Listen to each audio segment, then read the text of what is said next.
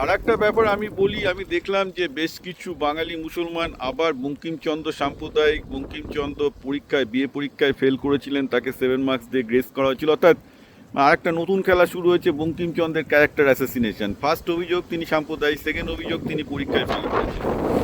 করছেন বেশ কিছু বাঙালি মুসলমানই করছেন এবং বেশ কিছু লিবারাল হিন্দু আছেন তাদের সাথে তারা করছেন। খুব হাস্যকর ব্যাপার। আনন্দমঠ উপন্যাসে আপনাকে খেয়াল রাখতে হবে, আনন্দমঠ উপন্যাস হয়েছিল ব্রিটিশ আমলে।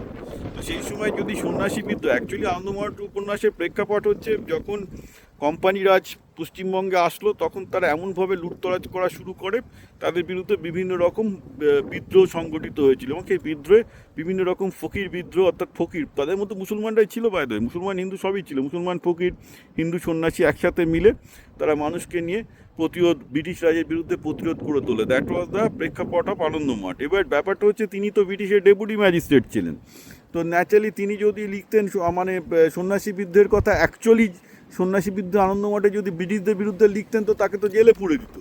তো তিনি কী করবেন, সেই জন্য তিনি ব্রিটিশদের বিরুদ্ধে সেখানে জবন কথাটা, নেড়ে কথাটা ইউজ করেছেন। এখন আনফর্চুনেটলি জবন বলতে মুসলমানদের বোঝে, কিন্তু জবন কথাটা এসছে বহু পুরনো থেকে এবং এটা একটা গ্রিক শব্দ। জবন কথাটা ভারতীয়রা ইউজ করতো বিদেশি শত্রু হিসাবে। প্রথমত যখন আলেকজান্ডার যখন ভারত আক্রমণ করে তখন অ্যাকচুয়ালি গ্রিকদের বলা হতো জবন। তার কারণটা হচ্ছে গ্রিকরা ছিল বিদেশি, অর্থাৎ ভারতের বিদেশি আক্রমণকারীদের নাম হচ্ছে জবন। তারপর যখন মুসলমানরা বিদেশি আক্রমণকারী হয়ে গেল তখন মুসলমানরা হয়ে গেল হচ্ছে জবন।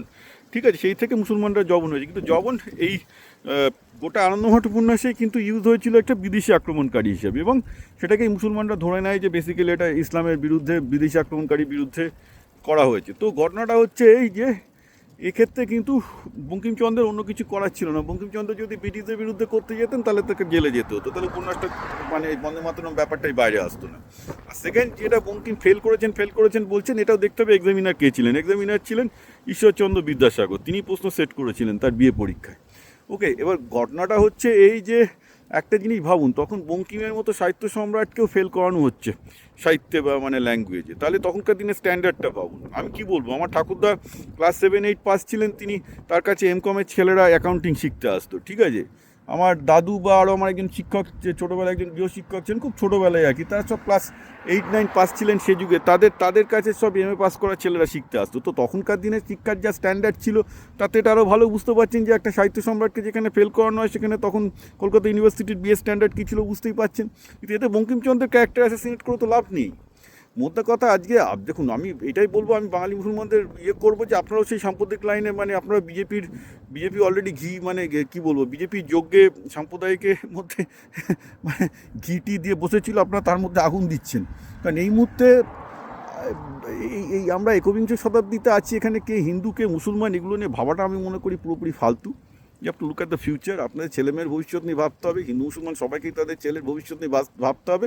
এবং পশ্চিমবঙ্গে যেভাবে হিন্দু মুসলমানের একে অপরের বিরুদ্ধে লড়িয়ে দেওয়া হচ্ছে, তাতে এই রাজ্যের ফিউচার কিন্তু পুরো অন্ধ হয়ে গেছে। প্রতিটা মুসলমান, যত শিক্ষিত মুসলমান পশ্চিমবঙ্গ ছেড়ে দুবাই এবং অন্যান্য রাজ্যে চলে যাচ্ছেন, প্রতিটা শিক্ষিত হিন্দু অন্যান্য রাজ্যে চলে যাচ্ছেন, কারণ এখানে এই রাজ্যে পশ্চিমবঙ্গে হিন্দু মুসলমানের বাইরে কিছু হচ্ছে না।